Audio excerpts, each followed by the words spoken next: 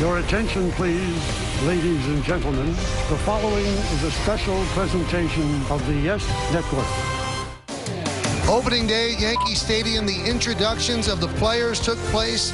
Our national anthem, a moment of silence for Maggie Dixon, the head basketball coach of Army.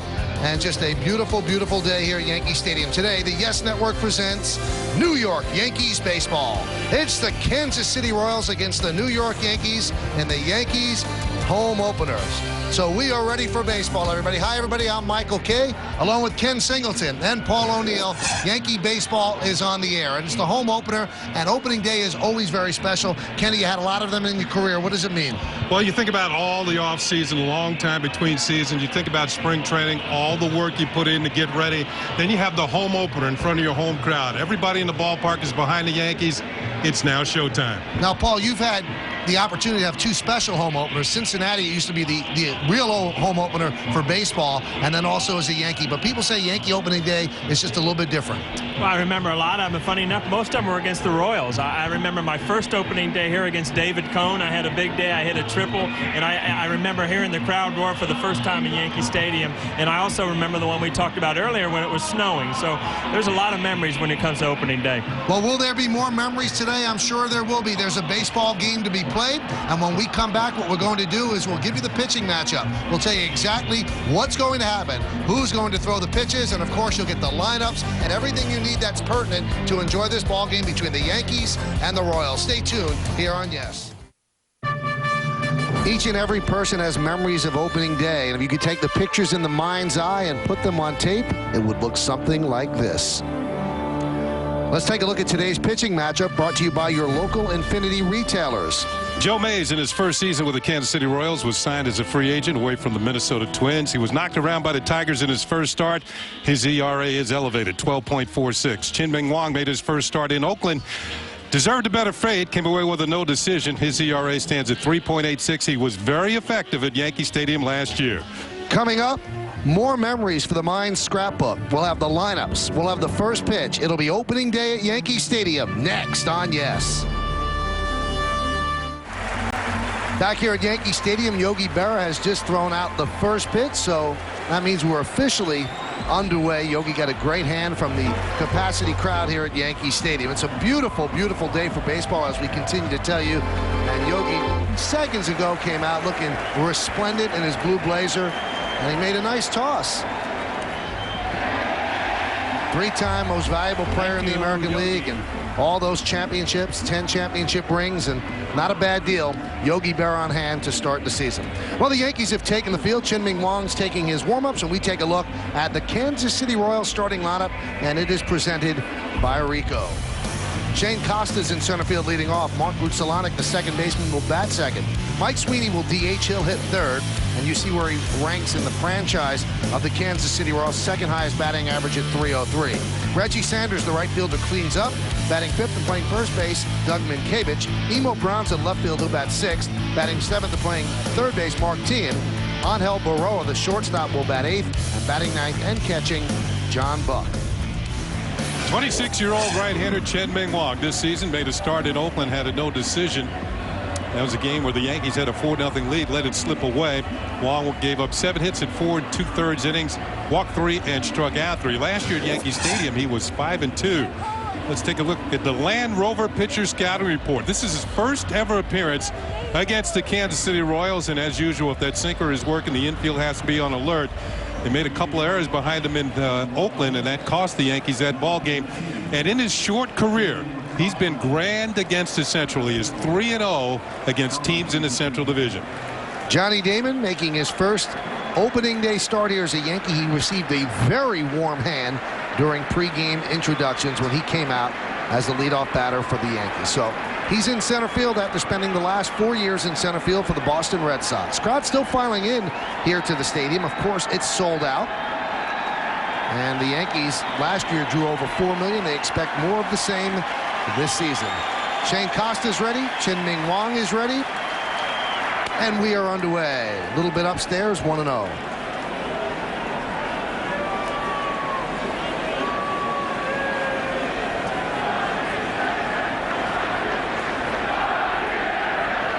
And the pitch to Costa's upstairs. Yankees baseball on Yes is presented in high definition where available. If you look at Wong's numbers, in the first inning he does struggle. He has to keep his pitches low. First inning he might be just a little bit pumped up. That's why the pitches are up in the zone. That one he lays right in there for a strike. Whitney Wong, ever since the first time you see him, you just recognize he's, and if you look at his numbers in the first inning, he has a little trouble, and it goes over and over on a lot of sinker ball pitchers. It's a feel pitch, and sometimes it takes a while to get that good sinker going where you want it. Yankees baseball is broadcast in Spanish. It's available by hitting the SAP button on your television. SAP is brought to you by the all-new 2007 Toyota Camry.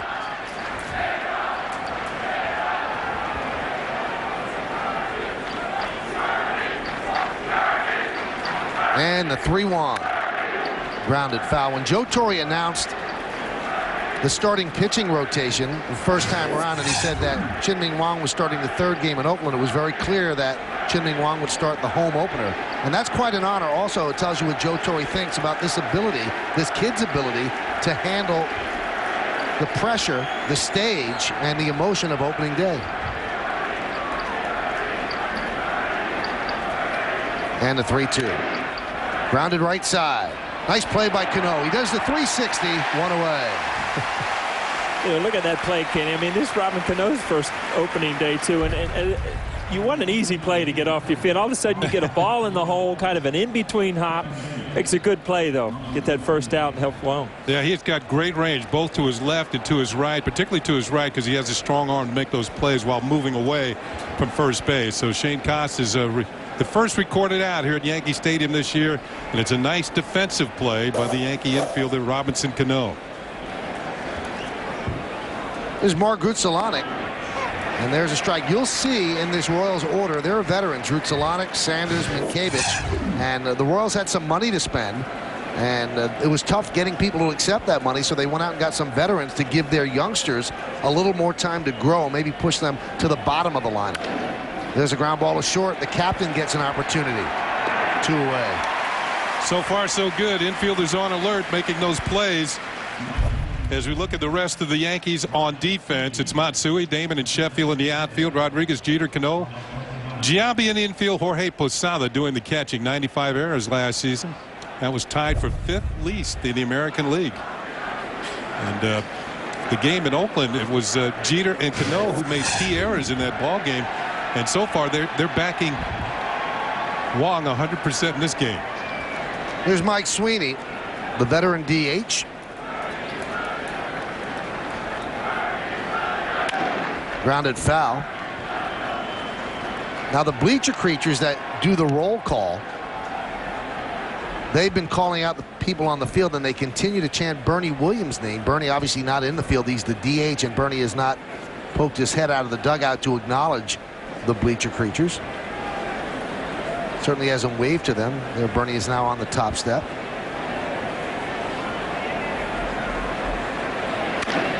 Another ground ball. Jeter gets another opportunity, and a 1-2-3 inning with 3 ground balls for Chien-Ming Wang.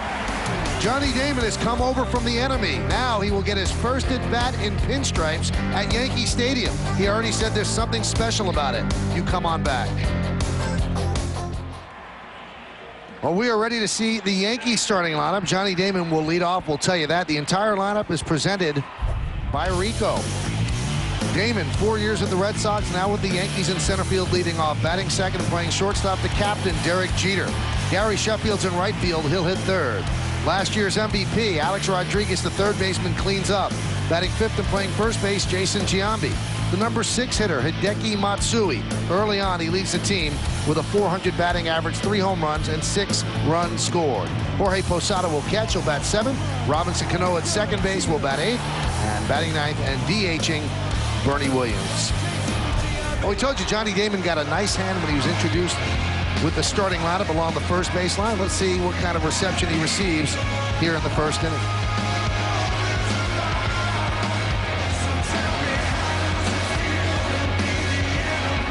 Damon said he's a little bit apprehensive and excited. He said there's just something special.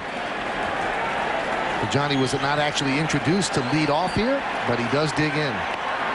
And there's a strike. You know, Johnny Damon's a veteran player, but I don't care how many times you've been through opening day. I mean, when you go from Boston and you go on to putting on the New York pinstripes, I mean, there's an adjustment. I mean, and you're coming over here after playing huge games in Yankee Stadium, and all of a sudden you're on the other side of the fence. So, I mean, there's always an adjustment period, and I would be very surprised if Johnny Damon doesn't have a lot of things going on in his mind of X games that he's played here. Foul ball. You know, it's really going to be interesting. I know that the Yankee fans, they know what type of player Johnny Damon can be because they've seen it firsthand against them. Well, now they're welcoming him to the Bronx and expect him to do the same thing. What's going to happen when he gets up to Boston in Fenway Park? That should be interesting. Yeah, that'll be a different sound. There's no doubt about it. And the first game there is May 1st between the Yankees and the Red Sox. The 1-2 popped up behind the plate and out of play. Well, Joe Mays on the mound, 30-year-old right-hander, spent his whole career in the Minnesota organization before signing with the Royals as a free agent. One start this year, that was against the Tigers. 8 hits in 4 1/3 innings. Gave up a couple of home runs against Detroit. Detroit's banging out a lot of home runs lately. Let's take a look at the Land Rover pitcher scouting report. Signed as a free agent, 4 games in his career here at Yankee Stadium. 4 losses. And beware of the Yankee bats. There are 7 Yankees that are hitting .300 or better in their careers against Joe Mays. 2-2. Slap the other way. Fair ball. It's trouble. It is a fair ball into the corner. Damon is at second, and he starts off his Yankee Stadium career in pinstripes with a double.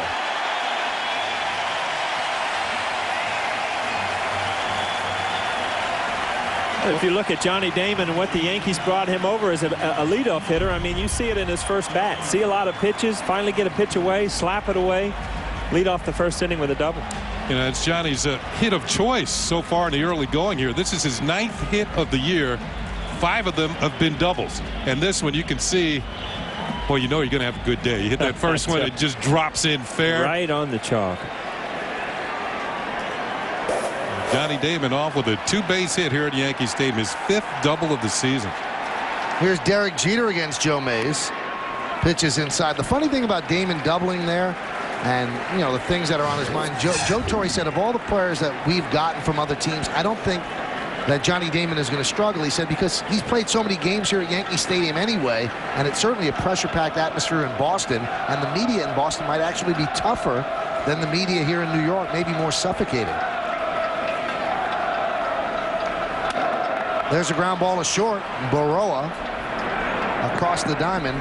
1 away. Jeter was preferring to hit that to the right side to move Damon to third, but he couldn't get it done. 1 away. You know, back to your point, Michael, and Kenny, you can talk about this also. I mean, most of the guys the Yankees have brought in, hitters-wise, are big power hitters, you know, drive the ball out of the ballpark. Gary Sheffield, a prime example. It's a lot harder to come over and start hitting home run. Johnny Damon's, I mean, what he does is what he's always done, is just slap the ball, get on base with his legs and his speed. And that's an easier game to stick with than it is to come in here and try to make an impact hitting balls out of the ballpark. Here's a guy who hits balls out of the ballpark, Gary Sheffield, and there's a strike. Sheffield has homered against every team in the major leagues, but he only has 1 against the Kansas City Royals.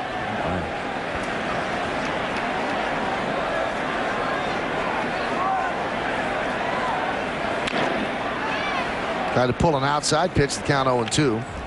Saw a shot of Joe Mays. Joe Mays was with the Twins, signed here with the Royals. He has not had much success against the Yankees. 1-7 with a 5.54 against the Yanks. And even worse here at Yankee Stadium, 0-4 with a 6.45. Just a tough matchup for him because so many hitters are disciplined in the Yankee lineup. I mean, he moves the ball, but he doesn't get over aggressive hitters. And when you make Mays throw the ball up in the zone out over the plate, you know, he can become very hittable. And a lot of young hitters will go out of the zone where a lot of the Yankee hitters won't. He's a contact pitcher, as they say. He doesn't have a swing and miss pitch. And when you're a contact pitcher, you have to be willing to let the hitters make contact. Instead, he nibbles, as Paul was saying. And the Yankees are not a team that chases pitches out of the strike zone. So they'll gladly take the walk. Yeah, eventually he's going to have to throw strikes. The ball will be put in play.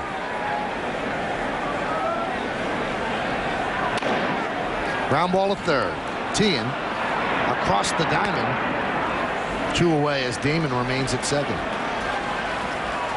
And I've said it in the past. I think when you look at up and down the lineup of the Yankee lineup, I mean, there's no holes there. I mean, you got Bernie Williams hitting 9th today, so you're better off just going out hitters. I mean, you get young guys out there that just keep digging a bigger hole for themselves, and that's where you have the 5- and 6-run innings, because the Yankees will allow you to do that. And you're better off just going after guys, making them beat you. If they beat you, they beat you. I mean, the Yankees are going to score runs. If you look at that lineup, they're going to score runs, so you might as well not give them any. That's a good point. With Bernie batting 9th, he probably has more hits than anybody in the lineup as far as career is concerned. Yeah. Here's Alex Rodriguez, and a nice block there by John Buck. You know, watching A-Rod in the last game against the Angels on Sunday, hit a home run a little bit towards right center.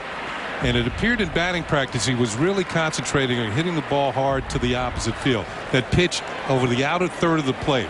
Now, he's got power to hit the ball out any place in the ballpark. That's what's going to make him, which I think eventually, the all-time leader in home runs. Looking back, Kenny, I mean, there was no better thing to know that, I mean, I used to look at Texas as the best ballpark to hit him, because I knew I could hit the ball out to left field, to center field, or right field. I wasn't able to do that in a lot of ballparks. I mean, Alex Rodriguez comes to the plate, doesn't matter where he's playing, doesn't have to change his swing to try to hit the ball out of the park, doesn't have to try to pull it, and it just becomes you become so much better of a well-rounded hitter by not being a dead pull hitter.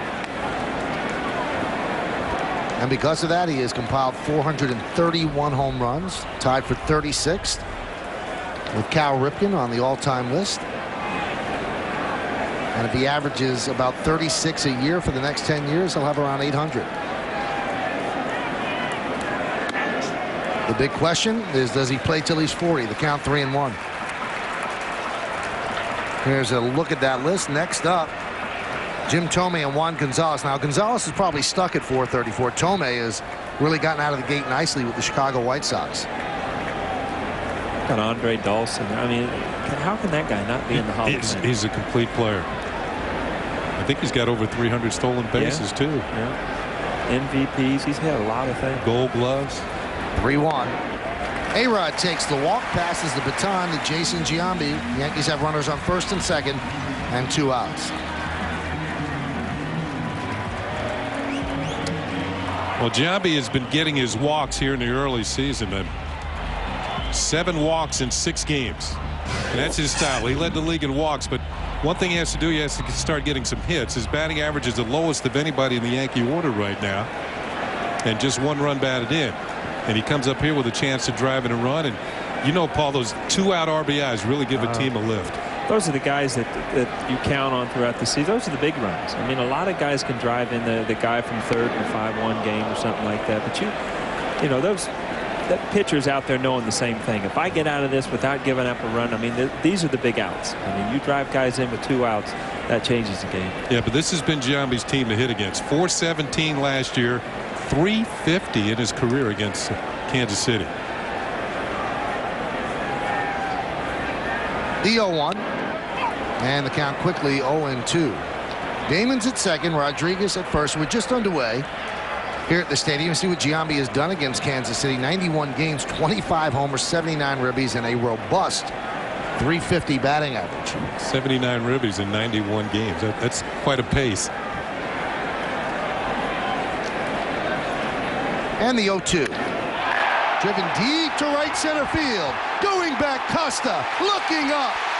See ya! A 3-run home run for Jason Giambi. And the Yankees jump out to a 3-0 lead. You know, Kenny, we just talked about it. I mean, that pitcher's 1 pitch away from getting out of this thing without giving up a run, and 1 swing of the bat. You look up at the scoreboard and there's 3-0. So huge at bat for Giambi. Giambi's a good low ball hitter. The count was 0-2. So this was much too much of a hittable pitch. We'll take a look. Target is down. It looked like, wow. Just a dangerous pitch to a left-handed hitter. Kind of a slider. Probably tried to throw it in the dirt and just got it up. And left-handers, you know, Kenny, if you get that ball in the inside part of the half low, especially in Yankee Stadium, a lot of good things can happen for the hitter.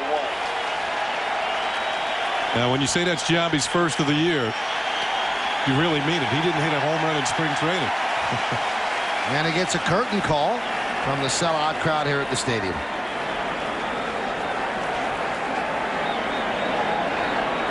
Here's the 1-0 to Matsui.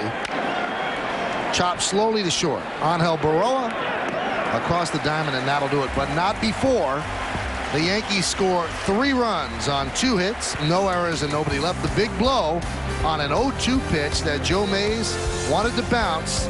Instead, it gets bounced out of the park. Jason Giambi goes deep to right center field. His first home run of the year, a 3-run blast. And at the end of 1 at the stadium, it's Yankees 3, Royals nothing. We go to the second inning here at the stadium. Crowd still buzzing over Giambi's 3-run home run. So Chien-Ming Wang's been given some room to wiggle now. Middle third of the order for the Royals. Sanders, Minkevich, and Brown. Reggie Sanders will start it off. So Giambi's first home run of the year, a 3-run shot. And the pitch to Sanders is inside, 1-0. Reggie Sanders playing with his 8th team. Spent 14 years in the major leagues, all in the National League until this year. One of those veterans that the Kansas City Royals went after. They actually went after Tino Martinez, who decided that if he wasn't going to play with the Yankees, he would rather retire and get into broadcasting, which is what he's doing with ESPN. Trying to be like you, Mike. No, like you, Paul. Yeah, I grew up with Reggie. I mean, he came to the Reds when I was still there. He was one of the young phenoms and just got off to a great start. Had some injuries, made it with a lot of teams, but he's been on some winning teams too. This is going to be a big adjustment for him this year, going out there playing with younger kids who, you know, basically aren't expected to win this year. Reds, Padres, Braves, Diamondbacks, Giants, Pirates, and Cardinals. The 2-1. And the count 2-2. Today's closed captioning is brought to you by your New York, New Jersey, and Connecticut Lexus dealers.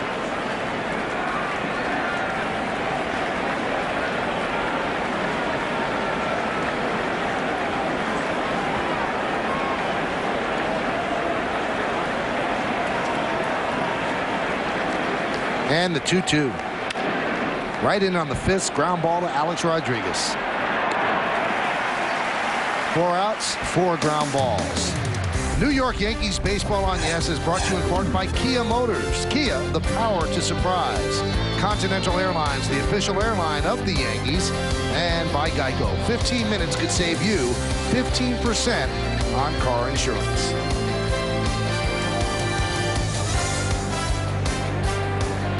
Opening day at the stadium, Yankees lead 3-0. We're in the top of the 2nd inning. And here's Doug Minkevich.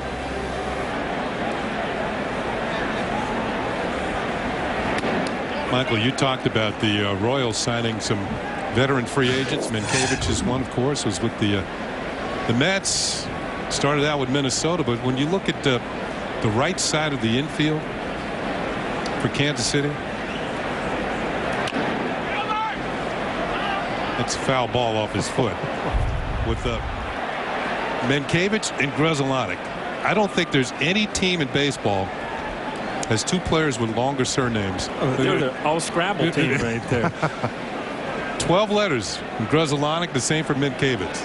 That's got to be a record. That certainly has to be. It might be an all-time baseball record. I always say this, you know you have a long name when the first letter and the last letter are in your armpit.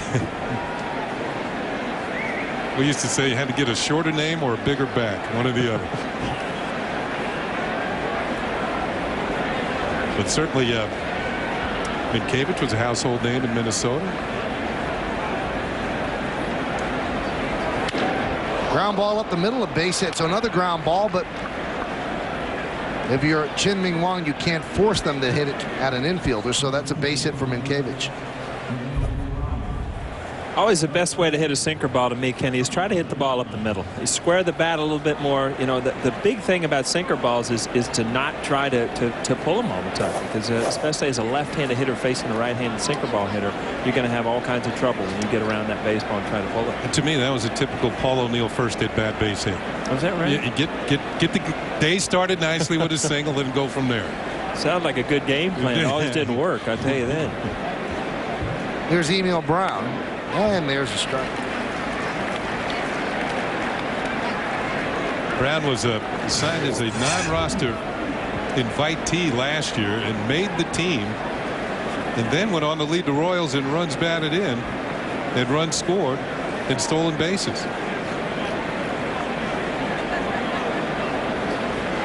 Look at it. Off the glove of Posada. Going to second is Minkiewicz, and the throw is not in time. Minkiewicz, not exactly fast, took off. The ball didn't get that far from Posada and almost got gunned down. That was a closer play than I thought. I mean, Jorge made a heck of a throw here. He was more like an infielder than a catcher when he picked this up. Watch him just spin and throw it right on the money, and there's the quick tag. Close play. Minkiewicz just got in there. It was Dale Scott with the call. Ooh. Like he got the toe before it got down. That would have been a heck of a play if he had gotten him. Sometimes you can start to pop up and try to, cheat a little bit, sliding in, and I think he did that with Dale Scott out at second base. Let's see. What I'm saying is, as you're sliding in, sometimes you can give the the umpire that you're already there, and if you look at it, his foot's not even to the bag yet, but he's already starting to pop up. Like And the he's hit tag the is bag. being made right there. Posada thought so. Cano didn't argue, though. Broken back ground ball to A-Rod. Minkiewicz stays at second. Take one more look at that play at second. See if in fact he was out. If the tag is made right there, if he does have him on the foot, he's definitely out. And Cano thought he had him.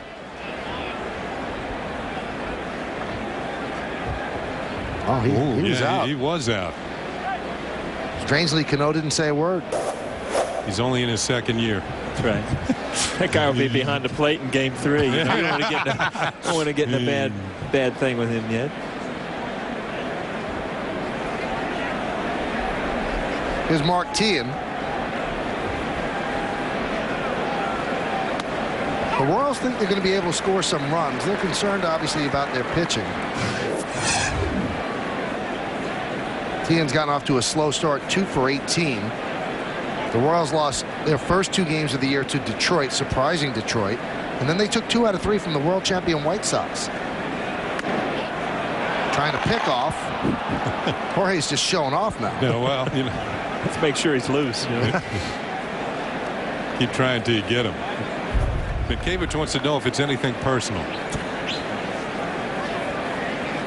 Throw a little high. You can see that's a set play because Derek was on the move as soon as the pitch got to home plate. And what that serves to do, it could shorten up his lead and make it tougher for him to score in case there's a base hit. He's more aware they're trying to get him at second. A lot of things change with 2 outs. I mean, as a third base coach, you're automatically anything you're going to send him home. So any way you can keep him closer to second base, obviously on a hit, sometimes you can even score, save a run that way. Luis Silverio, the third base coach for the Royals. And you can see he's telling Minkiewicz, lengthen your lead.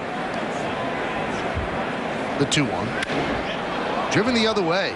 Giving chase is Matsui. He's on the run, and he's going to play that one off the wall. Hustling into second is Teahan. He'll be in there with a double. Minkiewicz scores. It's an RBI double, and the Royals are on the board. Yankees lead 3-1. Tell you what, I was watching batting practice today, and obviously it's got a lot to do with the warm weather, but the ball seems to be really carrying. Damon's ball took off.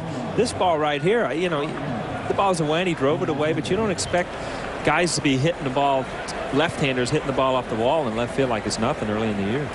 It's Teahan's first extra base hit of the season, and it almost left the ballpark about halfway up the wall down left field. First double of the year. Here's Angel Baroa, and there's a strike.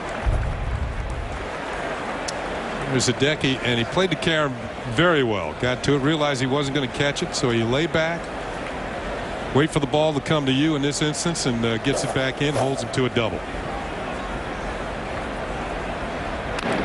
People forget this, but Paul O'Neill actually played left field when he first got to the Yankees. And Paul, is that sun as deadly as they say out there? Early in the year and late in the year it gets bad, and day games obviously are the only ones that give you trouble. But right field, you lose the ball coming off the bat from the stands as you do in left field. But as far as fly balls into the sun, left field's really the only field that comes into play.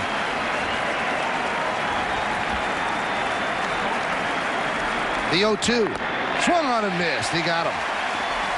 And that'll do it for the Royals in the second. But they score a run. 1 run on 2 hits, no errors, and 1 man left on base. We go to the bottom of the second inning at the stadium.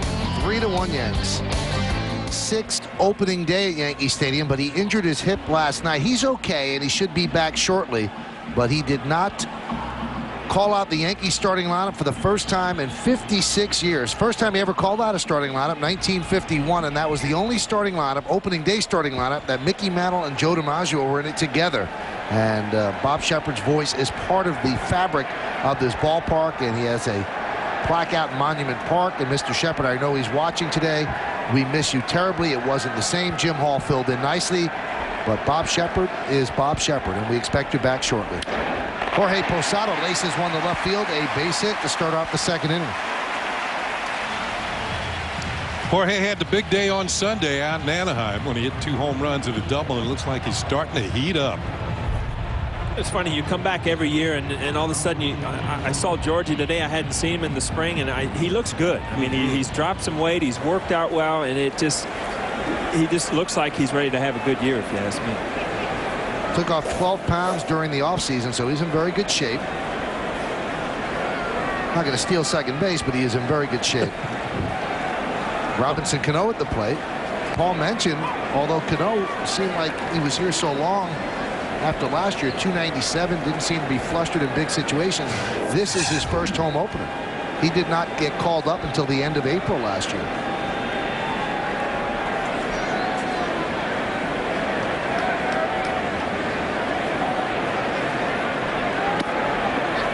Now 1-1. We're coming to the ballpark, Kenny, on opening day, and you put that uniform on they're all right out of the bag. They don't quite fit. I'm sure Gene will be tapering his in and getting everything, but just the brand new uniform to put on every year, and it's never going to be new again, because you're going to go out and slide or it's going to be washed. So it's just perfect for that first day. Grounded to third. Nice play there by T, and he goes the second one on the first double play. That's a pretty 5-4-3. Now the Royals are hoping their defense is much better than it was last year. They led the league in errors with 125. But they feel that Tien's going to be an excellent fielding third baseman. And I guess his manager, Buddy Bell, should know, because Buddy won 6 Gold Gloves himself while he was playing back in his day with Cleveland and Texas. Bernie Williams getting a nice ovation. He got one of the loudest ovations during pregame introductions in the crowd. Many on their feet right now cheering for the veteran Yankee. High pop-up. Shallow right field. Gutsalonic is there, and he'll put it away for the final out of the second inning. No runs a hit, no errors, and nobody left on base. 2 in the books at the stadium. 3-1 Yankees. We go to the third inning here at Yankee Stadium. The Yankees on the Hyundai scoreboard lead 3-1. And John Buck, the number 9 hitter, will lead off. And there's a strike. Royals got John Buck from Houston in the deal that sent Carlos Beltran to Houston. Remember Beltran had that great postseason with the Astros? He hit about 9 home runs in the postseason. Seemed like it. John Buck wearing 14. He used to wear number 2, but he decided to go to 14. His late brother was born on April 14th, Paul Buck, and he wears 14 to honor his brother. Ground ball to third. Alex Rodriguez. A lot of ground balls for Chien-Ming Wang. Let's take a look at the JNR Music and Computer World upcoming schedule. Next 2 games against the Royals will start at 1 o'clock. So mark that down on your calendar. And obviously the 1 o'clock start means the 12 o'clock batting practice show, 12:30 pregame show. Then the Yankees go on to Minnesota, and they have 3 games against the Twins, 8 o'clock Friday, 7 o'clock Saturday, and 4 o'clock Sunday. All of the games, of course, are on Yes. See too many 3-game series in the ballpark. Different starting times for every one of them. Huh? No one could figure out the 4 o'clock start. Yeah. Well, 3 o'clock in Minnesota. It is Easter Sunday. Maybe it gives people a chance to go to church and get to the ballpark.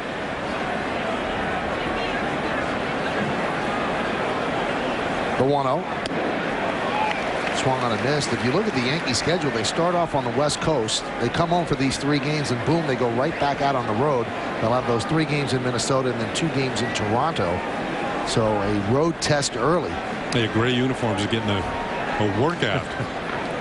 Wouldn't you much rather get a lot of your away games early in the year? I mean, you're just so ready to get started for the year. It doesn't matter if you're home or away. But you come August, boy, it's nice to have long homestands. I think it's good that the Yankees got one West Coast trip out of the way early in the season when the team is fresh. You know, it turned out 2-4, but still, you got it out of the way. Another ground ball and 2 outs. Hey, Scary Movie 4 in theaters this Friday. We'll have you laughing, screaming, and begging for more with spoofs of The Grudge, The Village, Saw, War of the Worlds, and Brokeback Mountain. In the 6th inning, we'll have a special sneak peek, so stay with us. I can only imagine.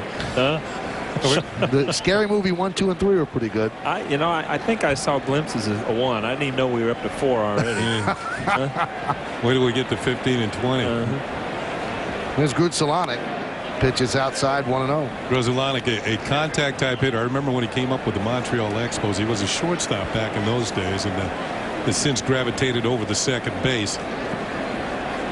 Good, solid player. Led the National League in fielding percentage last year for second baseman. Now, fielding percentage numbers can be misleading because sometimes it means you have good hands, but sometimes it means your range isn't that. You don't get to that many balls, but he has some decent range at second base. He's a good all-around player, contact hitter.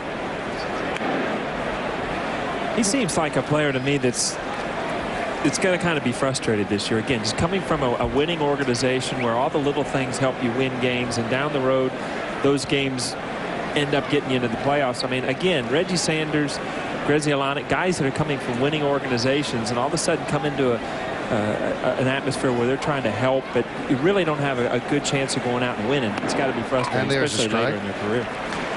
Yeah, but it's up to them to bring that winning type atmosphere to the ball club and show, look, we're just starting the season. Let's do something this year. Right. And Grzelcyk started out the year 0 for 9. Now he got hot. He's 6 for his last 13. Broken back ground ball. Ooh. Nice play by Wong to keep his concentration and make the play for the final out of a 1-2-3 inning. Coming up for the Yankees, Johnny Damon, Derek Jeter, and Gary Sheffield. First time up, Damon did a pretty good job. A double down the left field line. At bat number 2, coming up next. Let's take a look at tomorrow's starting pitchers, brought to you by Verizon Online DSL. Jeremy Affeldt will go for the Royals at 13.50 ERA after 1 start. Sean Chacon 0-1 with a 7.71. The game starts at 1. Pregame at 12:30 and the batting practice show at 12. Hyundai scoreboard, 3-1 Yankees lead, and Damon in his second at bat. Paul, you were talking about uniforms and then fitting, and then Johnny Damon, his first day in pinstripes. I remember in spring training, they used to come and measure us in spring training for your uniforms, and I told the guy this better fit correctly, because even if I play badly, I'm going to look good doing it. Look good, huh? Kenny, now listen to this. I just looked down there, and I swear to God, Johnny Damon went out and picked up something in the batter's box. You know what it was? No, what was it? It was a splinter. I'm telling you what. There was a bat shattered. He was picking up some wood there before. Sign alluding to how long it took the Red Sox to win a World Series, 86 years. Damon was a big part of that. If it takes another 86 years, Haley's Comet will arrive before the Red Sox win again. 26 world titles for the Yankees. They haven't had one since 2000. Red Sox won theirs in 2004. You think about it, the pressure's on like the Cubs now. I mean, Boston's won, the White Sox have won, and then now you go to the Cubs, one of those real traditional franchises that hadn't won in I don't know how many years. Well, if Pryor and Wood keep getting hurt, it's going to be a couple more years. Yeah. There's Derek Jeter. Jeter grounded to short in the first inning.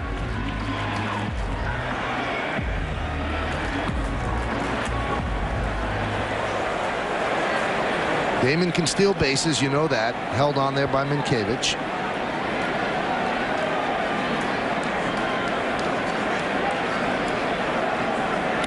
How ironic. The Yankees get their schedule. They see their opening on the West Coast, and they go, well, that's great because the weather will be tremendous instead of starting in New York. And you couldn't have had 3 worse days than the Yankees had in Oakland. Then you hear at Yankee Stadium on April 11th, and it's like a summer day. It's so beautiful. And the next 2 days are supposed to be great as well. Damon goes, but Jeter swings and misses. That was a hit and run. Count 1-1. Now, great weather today. Paul, you were on the field in '96 against the Royals, and it started to snow. And I mean really snow. You could hardly see.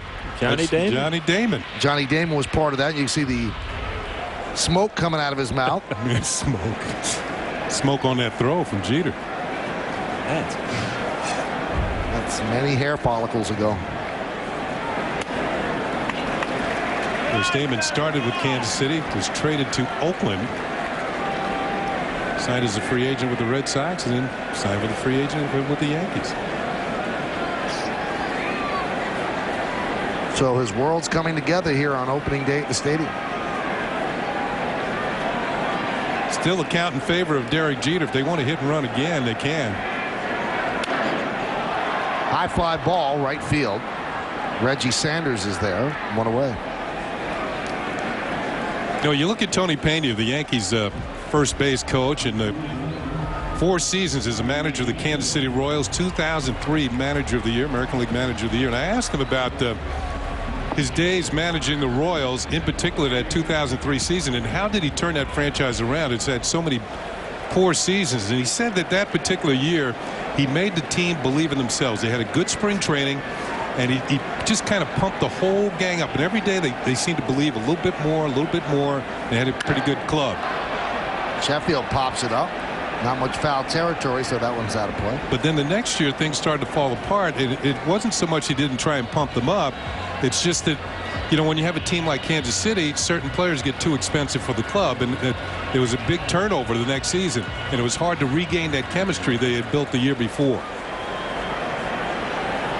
If you think about it, baseball, over 162 games, on a given day, you can go out and beat anybody. I mean, I don't care. You could bring a AAA team out here, and they're going to win some games. And if you get guys believing when they take the field that on that day, they can go out and win, you can put together a decent season. I think you get in habits. You either get in habits of going out and expecting to win or going out and expecting to lose. And if you get on one of those teams that when you take the field, you're just waiting for something bad to happen, you're going to lose a lot of baseball games before the season's over. 1-1. Look at foul. We just saw Buddy Bell, who's currently the manager of the Royals, and he took over last year when the Yankees came to town. And they swept the Yankees. Right. But shortly thereafter, things didn't go the way that Buddy might have liked. The Royals had a club record 106 losses last year. Took over the 31st of May, 43-69.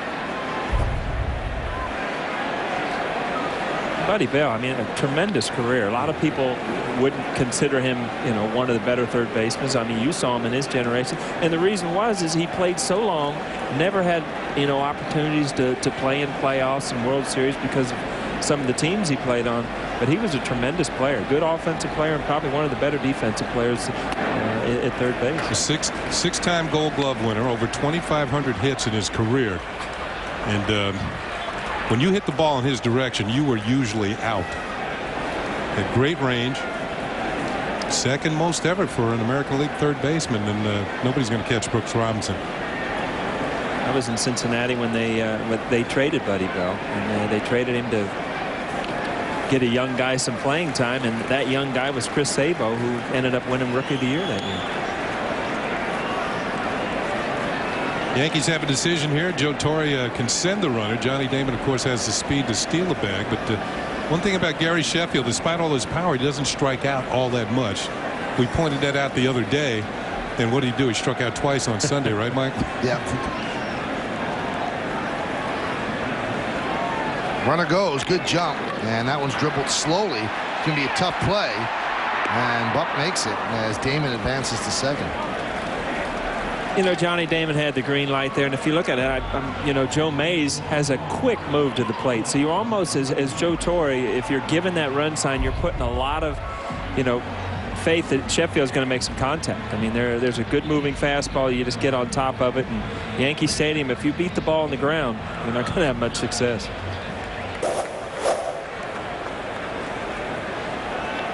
So Damon's on second. He's in scoring position for Alex Rodriguez. Rodriguez walked in the first inning, and both Damon and Rodriguez came around to score on Giambi's 3-run home run. Yankees lead 3-1. We're in the bottom of the third. This is the exact setup the Yankees had in the first inning, and it appeared that Joe Mays got very careful with Alex Rodriguez with a base open and eventually walked him, and then hung a slider or got one down and in Jason Giambi's wheelhouse, and that's where the 3 runs came about. Let's see if he goes after him a little more in this at bat.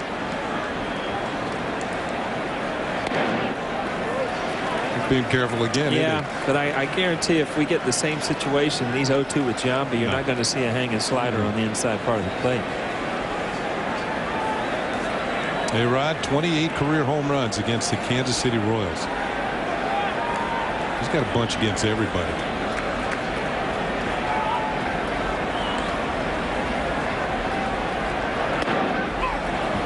Look at Joe Mays. He's got decent stuff, but his only winning season was 2001, 17-13 with a 3.16. But that set him up because the Twins, wanting to lock up a young player, gave him a $20 million 4-year contract. But then his elbow went, and so did that money, at least out of the Twins' pockets. Mays still has it. The 2-1. Count 3-1. Talking A-Rod with a bunch of home runs against all teams. Sunday he hit his 50th against the Angels. Yeah, that's amazing. 50 against one team. I think Babe Ruth has the record like 100 against the Tigers. That's back when they played him like 50 times a year, though, too. I think that's the record. 3-1. Grounded toward third, but foul. It might be more than that. I think it was 113, 114.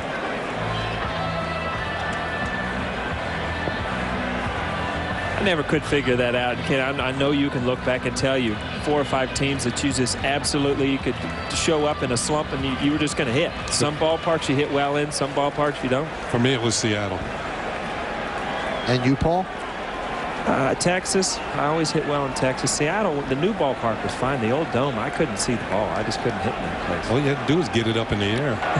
You had to hit it first. I couldn't hit it. Second walk to Alex Rodriguez. So the same situation as the first inning. Let's see how this plays out. In the first inning, an 0-2 pitch to Jason Giambi, and here is what happened. Again, this is an 0-2 pitch, and I guarantee he tries to throw this ball down in the dirt. Just leaves it up off the dirt a little bit, and Giambi gets the barrel of bat on it. Might have got some mustard on it, too, once it hit the bleachers.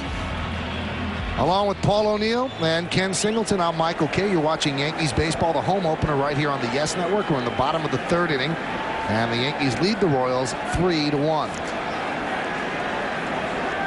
Yankees come in with a 2-4 record. The Royals 2-3.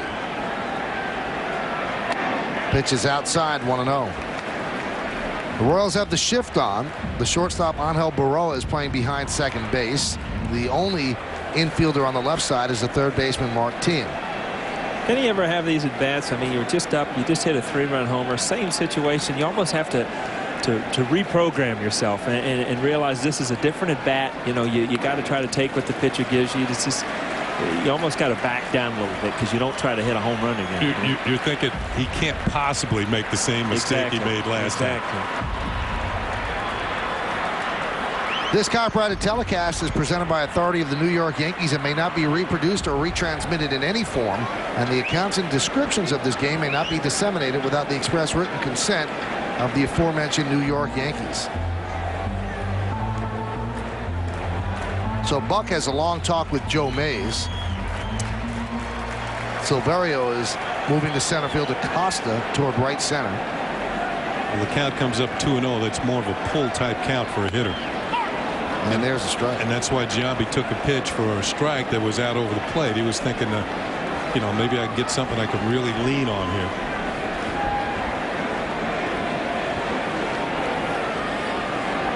First and second, 2 outs. And the 2-1. Foul the other way, and the count 2-2. Now with 2 balls and 2 strikes, you think more of taking what the pitcher gives you. Now Giambi, of course, he likes to pull the ball, but this is one of those, if he makes a real good pitch that's a strike over the outer half of the plate, you might have to think about hitting the ball back through the middle or towards left center. A single will do the job here. It'll get a run home. 2-2 inside. The count is full at 3-2. That gives the runners an advantage. They will take off with a 3-2 pitch and 2 outs. Again, here's that little slider, but this time it's a little up and in. And I don't know why he's messing with that inside part of the plate with Giambi. You know, Giambi, a lot of the hard throwers can get in there. But, you know, Mays, I just don't think he throws hard enough unless he tries to surprise him, obviously, once in the count. Runners go and the pitch is up and away. It is strange, though. Kenny and I noticed that on the opening road trip, everybody was pitching Giambi in. They did not want him to extend his arms. But they were throwing their best fastballs. In this instance, fastball away for ball 1. Down low, ball 2. Caught the corner. That's the one Giambi wanted and fouled it off. 2-2, 3-2, a little cutter. And nothing doing on that last fastball. And Joe Mays has now walked 4. That is Bob McClure. Oh. Left-hander. I'm not sure. It could have been. I think it was. Yeah. Count 2-0. It was off Joe Mays. Last year, Matsui hit .474 with the bases loaded. And in his career, he's not too shabby either. Over .360. Just an RBI man.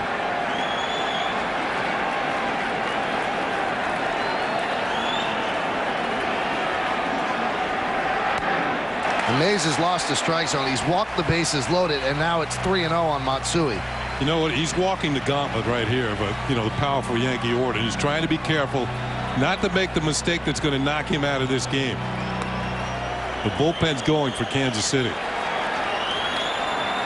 You just got too many guys in this Yankee lineup that'll take a walk and just continue to let you dig. You know, they'll let you dig your own hole out there. There's a strike. You know, the scouting report we talked about in the first inning. He's going to nibble, and he wants you to swing at pitches outside the zone. Extend your strike zone. The Yankees will not do it. Mike Wood warming for the Royals in their bullpen.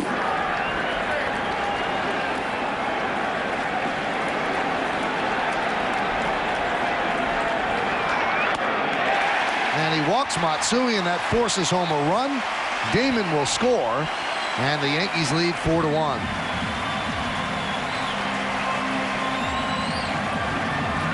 Four walks in the inning, and it's got to be frustrating for Buddy Bell. I mean, nothing's been hit hard. It's not like he's getting knocked around. It's the fact is he just can't throw strikes. And the thing that would frustrate you if you're Buddy Bell, if this is a young kid, and you know it's his first start in Yankee Stadium or something like that, you know you can put up with a little. I mean, Joe Mays has been here before.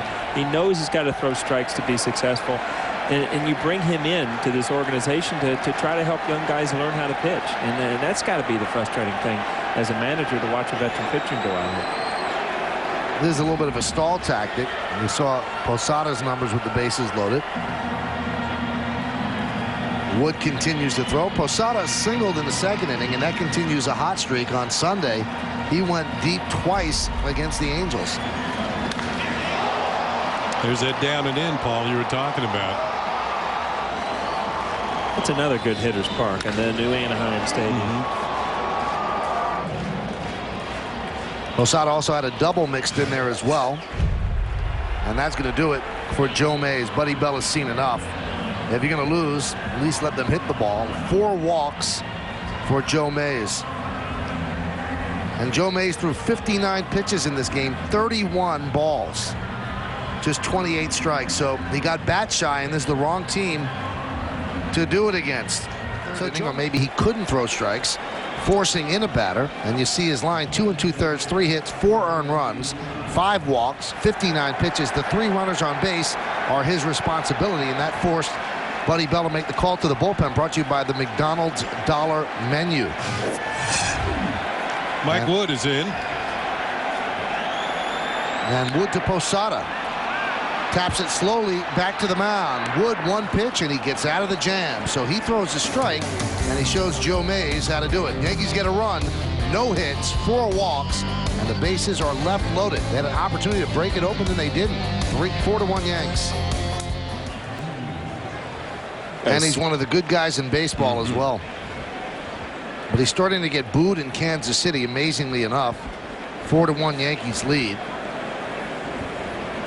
He makes $11 million, which is about 40%, maybe 35% of the Royals' payroll. And he has been struggling. Ground ball to Jeter. He's 0 for 2 today. Time for the Aflac trivia question. Let's take a look at what it is here on the day of the Yankee Stadium home opener. Since 1990, the Royals have had 17 different opening day starters in left field. Who is the only player to start twice? Left field? Left field. Think about it, and we will tell you in the bottom of the 4th inning.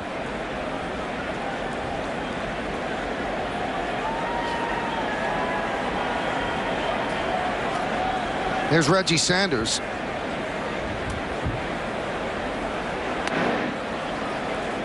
And the pitch is low. It must be a tough decision for a veteran, and Paul alluded to this before. A guy like Reggie Sanders, who's played on a lot of winning teams, and the Royals made runs at a lot of veteran players, and they just didn't want to go to a situation where they'd look at losing 90 to 100 games. That one's driven deep to left field. There it goes. See ya. A home run by Reggie Sanders. He jumped on a fastball and drilled it into the seats and left, and the Yankee lead is now 4-2.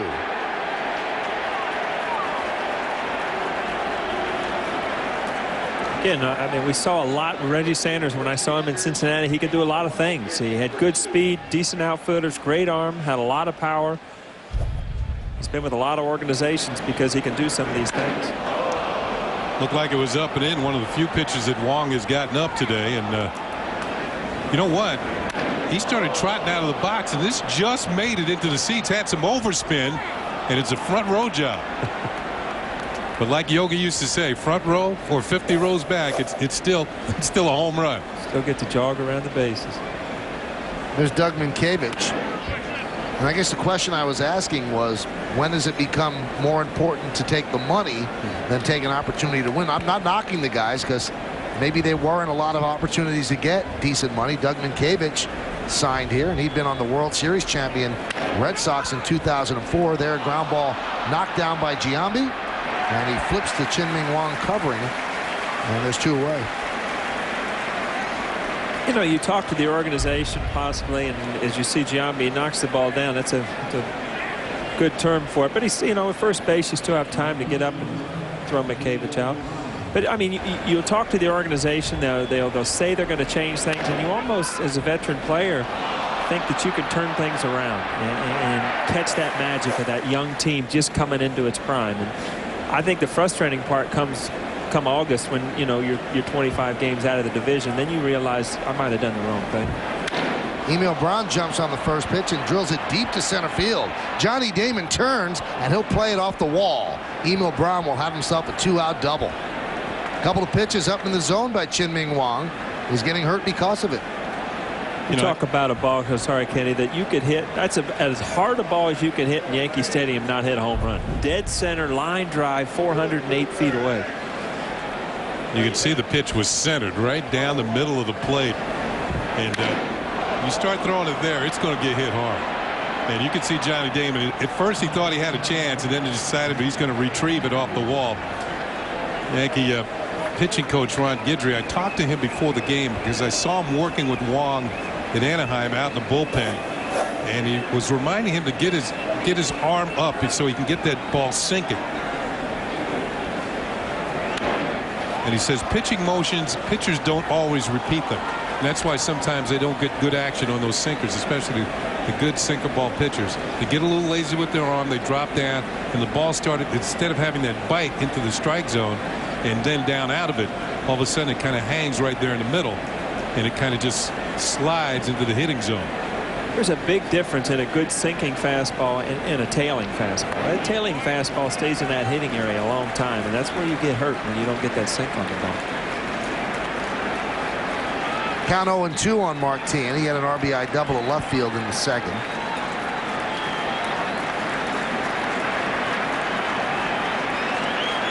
Emil Brown's at second with 2 outs. Yankees lead the Royals 4-2.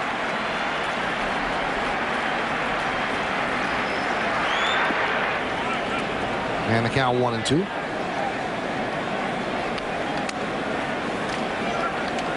Now you saw Posada block that ball, and that was a pretty good 0-2 pitch. You know, trying to get T in maybe to chase a breaking ball down in the dirt, but it's just a little too low to make him even start the bat. You know, sometimes you can start it out knee high and have it drop out of the zone, and the hitters will go for it. The 1-2 gets past Posada and goes to the backstop as Brown advances to third. I wonder if this was a cross-up. Remember, there's a runner at second, and the signs have changed.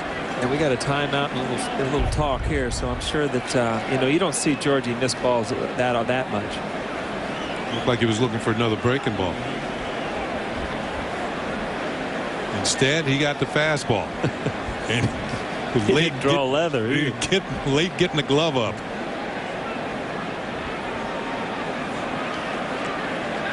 What they call that? They call it wild pitch. Wild pitch.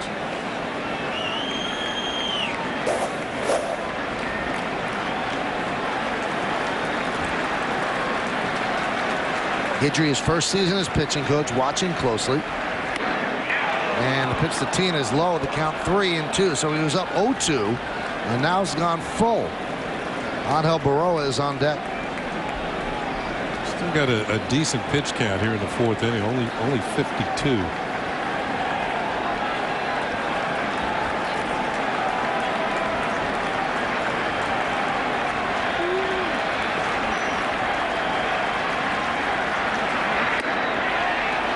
So from 0-2, he works a walk, and that puts runners on the corners with 2 outs for Baroa.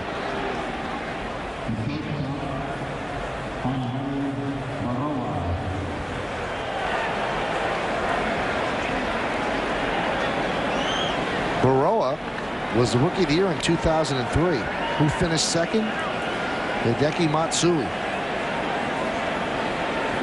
And many people did not vote for Matsui because they don't think it's fair that a veteran from Japan would be considered a rookie. But the argument there is he is in fact considered a rookie and should have been voted for.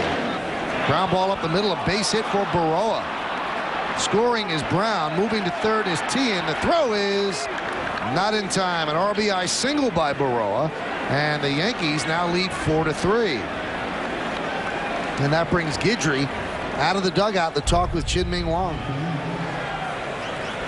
Again, the ball, you know, it's away, but it's a little up in the zone when you're a sinker ball pitcher. And a good way to hit sinker ball pitchers, especially with men in scoring position, try to drive that ball right back up the middle.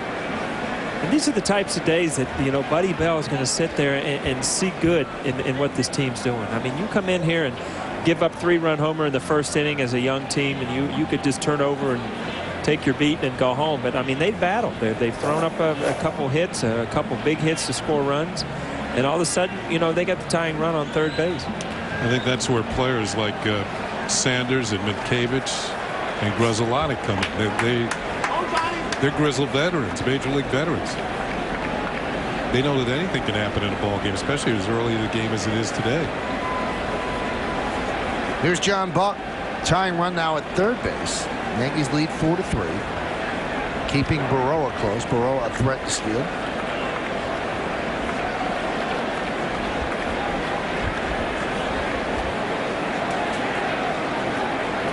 .54 pitches, 34 strikes. Some strikes a bit too good up in the zone. So that strike-to-ball ratio, not always a great barometer of exactly whether or not you're throwing strikes or not, or good strikes, because you can throw a strike and if it's up in the zone, then it's not a good pitch. You know, it's funny, Kenny, because I mean, Michael, also, the pitchers get second guessed. I mean, you get yelled at for not throwing strikes, and then if you throw too good of strikes, you get yelled at for that. I mean, you have to learn how to get people out the way you get people out. And if it's I don't care how you do it, you got to pitch ahead. And I think that's the major thing, is to get ahead early in the count. And it just seems like all the pressure. And you look back, Kenny. I mean, it's so much easier to hit when you're in control of the count. Well, if you're Tebowing this game, just save that snippet, because O'Neill just defended pitchers. And that might be a first. Well, catchers get yelled at too, though. I never understood that either, and I saw it year after year after the catchers just getting reamed after games, and all of a sudden you're like, you're putting fingers down, but you're not throwing the pitches. Yeah, I used to see that a lot too. We had Earl Weaver. He'd just yell at anybody for anything, wouldn't he? Yeah, especially the catchers. I played for Lou Piniella. He was always in the catcher's face. Never really said much to the pitchers, but boy, if you threw a bad pitch, the catcher was going to hear about it. And then if you ask managers, well, if you don't like how the catchers are calling games, then why don't you call it for them? And the catcher has to be in the groove, he has to be in the mix of it. He knows best. Well, then let him call it. Good pitch right there, inside corner and down.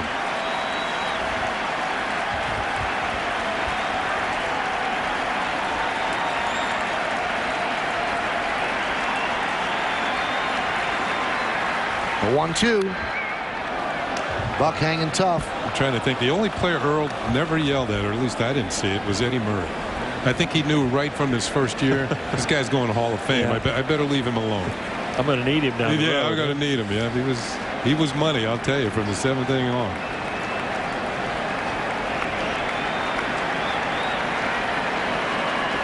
First and third, 2 outs.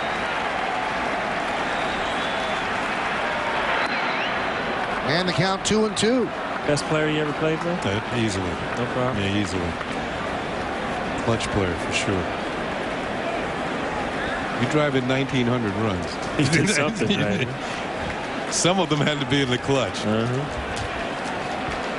Speaking of the clutch, big pitch here. Burrow leads off first. Teeing off third. Wong in his first jam.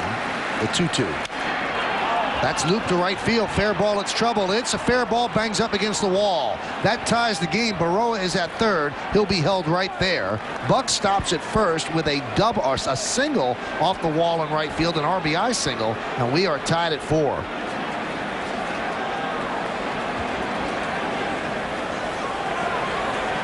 Good piece of hitting there. You drive the ball to right field. Sheffield gets a great care of him again. That's almost an inside-out swing. Just, 2-strike swing, guy on third base, somehow get him in. Not a bad pitch. Drives the ball to right field. Sheffield gets a great care of him, keeps him to second, keeps him at first base. But the key here is that guy's rounding third base. Derek Jeter, in his mind, knows exactly what's going on. Immediate looks over there, so you don't steal a run. What you really need is an accurate throw from the outfielder too. Nothing that short hops the infielder and might bobble the ball. Here's Shane Costa. There's a strike. Costa starting in center today. David DeJesus has a tight hamstring, and he missed Sunday's game and missing today's game. And tough break for DeJesus, who's from Jersey. Went to school in Jersey at Rutgers, and he was born in Brooklyn, so a lot of family and friends in the ballpark. That one's lined into center field. Damon is there, and that'll do it. But not before the Royals come back to tie the game. 3 runs on 4 hits and 2 men left. The first hit of the inning, Reggie Sanders' laser into the seats and left. And 2 more runs after that. We go to the bottom of the 4th. We go to the bottom of the 4th inning. A lot of 4s on the board. Royals 4, Yankees 4 in the 4th. And the first pitch to Robinson Cano is outside. 4-6-0 for KC, 4-3-0 for New York. Pitch is outside. Cano wrapped into a 5-4-3 double play in the 2nd inning.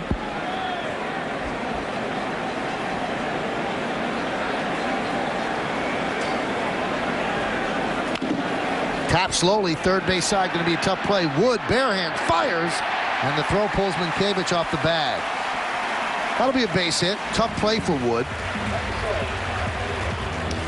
Also good hustle by Cano out of the box. And this looked like the ball was spinning towards the line off the bat in the grass here, and it's going to make it. You can see how Wood bounces off the mound. Knows he doesn't have time to use the glove. Bare hands it, throws, it's wide. Mankiewicz comes off the bag. And Cano's on with a leadoff single. No time to count the stitches. Gets rid of it quickly. Here's Bernie Williams, who has received 2 of the louder ovations of the day, first being introduced with the team and then when he came up in the second inning. Pitches low. Bernie, obviously a mainstay for the Yankees in center field, but when the Yankees got Johnny Damon, Bernie had a choice: go somewhere else and play center field, or be a DH guy coming off the bench, pinch hitter on the Yankees at a reduced pay, and he decided he could not bear the thought of sitting home in October watching the Yankees play another team in the playoffs.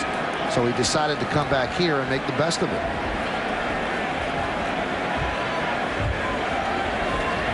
Bernie's one of those players, along with Derek Jeter, that you probably would have a very tough time seeing in another uniform. It doesn't make sense at this point of his career. I mean, he's done so many things here. The people still love him. He's comfortable. His family's comfortable here. And, over the long haul, if he looks back, I think he realized he did the right thing by still having the pinstripes. And it also gives him a chance when the Yankees make the postseason, that he can add to his record. Most postseason home runs by a player.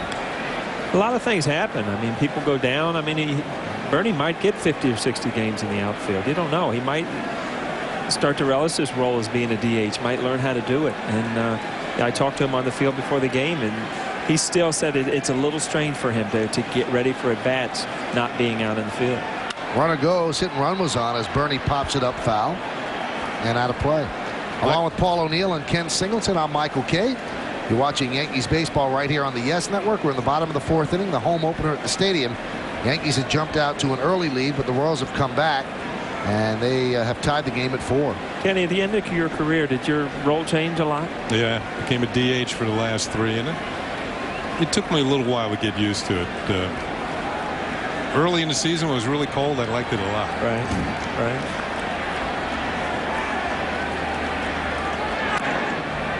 You didn't DH very often, did you, Paul? I never.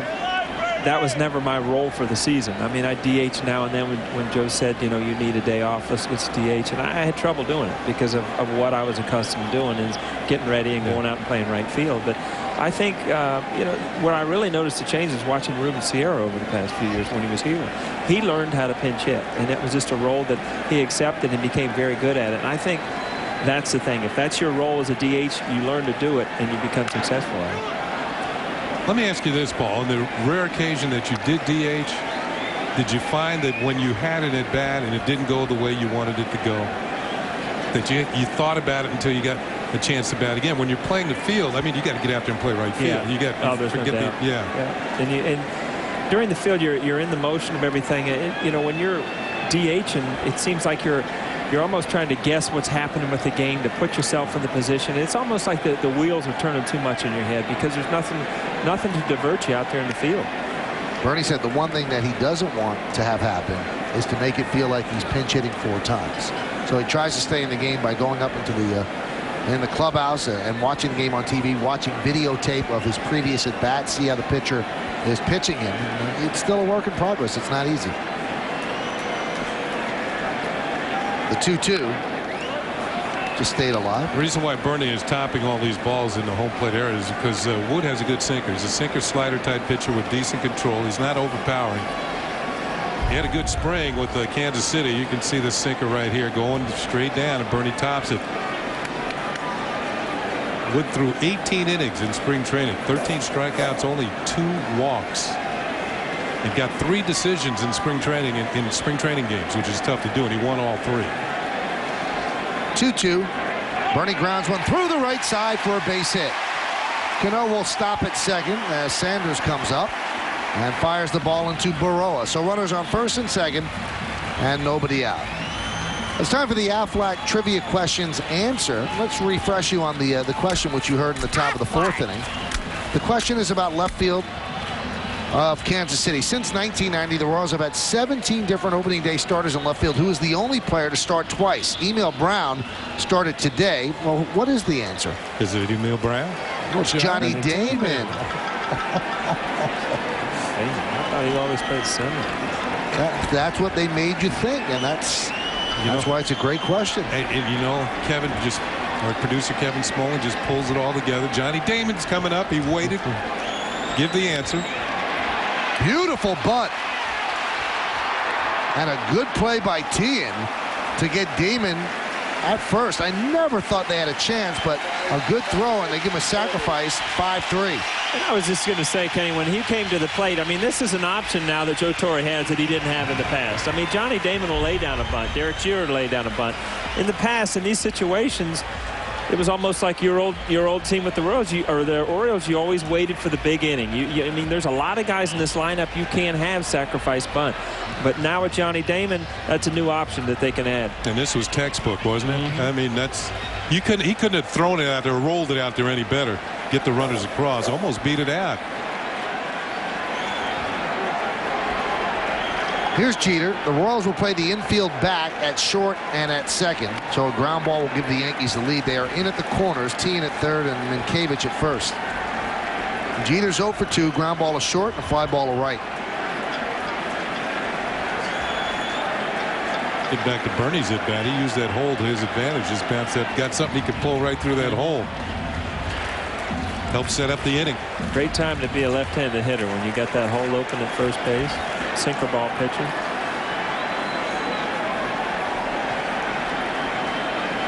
The 1-0. And the count 2-0 to Jeter. First base is open, but boy, with the batters coming up, you certainly don't want to pitch around Jeter because you got Sheffield waiting, then A-Rod, then Giambi, and then Matsui. It's a very unforgiving lineup. There are very few flat spots, if any.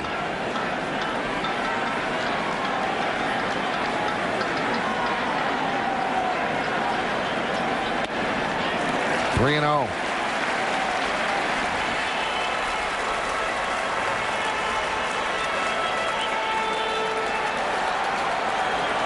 Buddy Bell watched his pitcher in the third inning, Joe Mays, lose the plate. Well, if you're Buddy Bell, the good news is you got a base open. The bad news is Sheffield's on deck. And they'll face Sheffield with the bases loaded.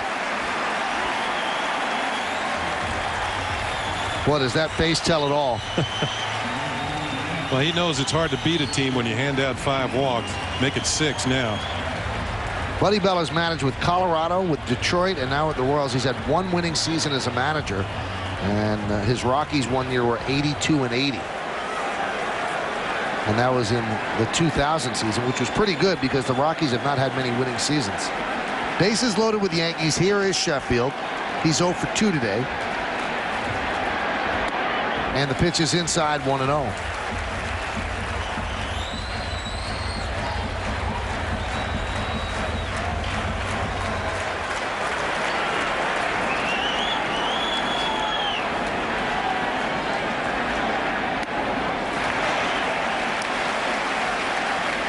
Well, they always say that patience is a virtue, and the Yankees have drawn 6 walks. 4 of them came in 1 inning, which they scored a run without a hit. Here comes Bob McClure, the pitching coach, and getting the scouting report from Don Mattingly on the pitcher, Mike Wood. There's Alex Rodriguez, who's on deck. Hey, tonight on Yes, the Nets take on Kirk Heinrich and the Bulls in the Windy City. Join Nancy Newman for the Infinity pregame at 8. Then Marv Albert and Mark Jackson call all the action starting at 8:30. The Nets battle the Bulls. Coverage starts tonight at 8, and it's only on Yes. So a busy day on Yes with the home opener and then the net game and Yankee Encore after that. So keep it tuned right here to the Yes Network. And the count goes 3-0 on Sheffield. Spot like this, bases loaded. Would you guys want a green light on 3-0? No.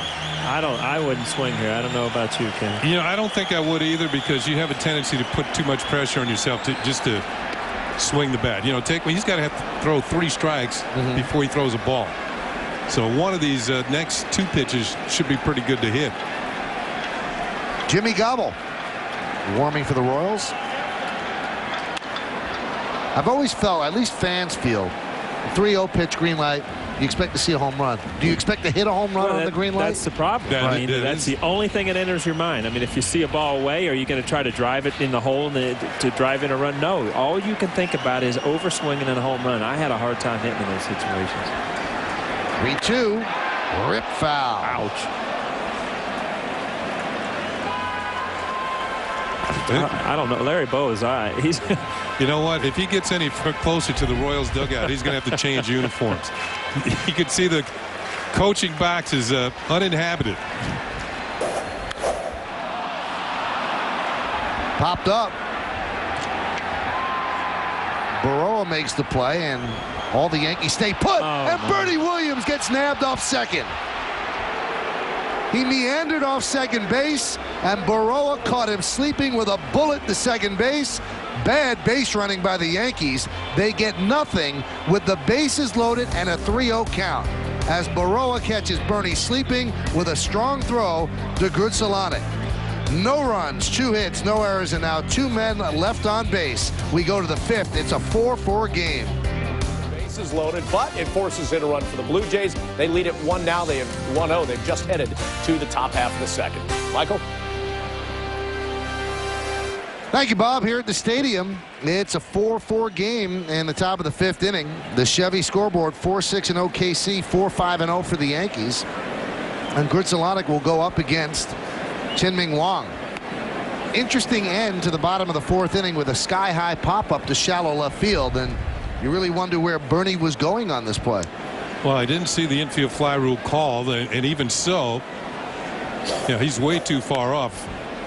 That one is squibbed right out to Giambi, 1 away. I wonder if Grudzielanek called for the ball, because usually when the shortstop catches a pop-up like that, he'll look at the guy at third, but right away, his attention was to second base. Dale Scott, the crew chief and the second base umpire right there. Bernie didn't like the call, but he gets gunned down at second. That does not make managers very happy.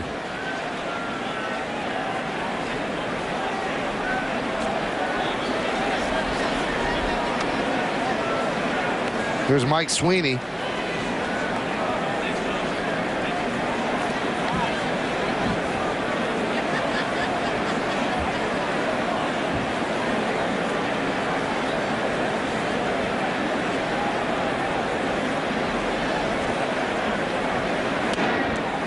Paul, we were talking about the fact that when a pitcher faces a team for the first time, usually that first time in the order, it's like everybody's trying to feel him out, see what he has. But the second time through the order, the Royals started to get the Wong somewhat. High pop-up, right field. Sheffield puts it away, 2 down. And the same thing happened to Wong in Oakland. Whereas the first time he was facing the A's, and he went through the order pretty easily the first time. Second time it got a little more difficult, but it also got more difficult because the Yankees made some errors behind it. Right. You know, Jim Cotman, he always says, I mean, you're going to have to pitch better the second time and even better the third time, because as a hitter, I mean, when you've seen, the arm angle, the movement of the ball, and especially early in the game, if you've had a long count and seen all the pitcher's pitches, the next time, it's almost like you file those things away. And once you've seen them, they're a lot easier to hit. That's why I always felt my first time at bat in the game was the most important. When you're facing the starting pitcher, I wanted to see as many pitches as possible. I wasn't going to go up there unless he laid one right in there. Then I was going to, try and do the jump, defy gravity. Nothing like starting off the day with a home run. Huh? 1-0 to Sanders is upstairs. Sanders had a home run his last time up. Rifled one into the first row of seats in left field. And Sanders' second home run of the year. He's 1 for 2 today.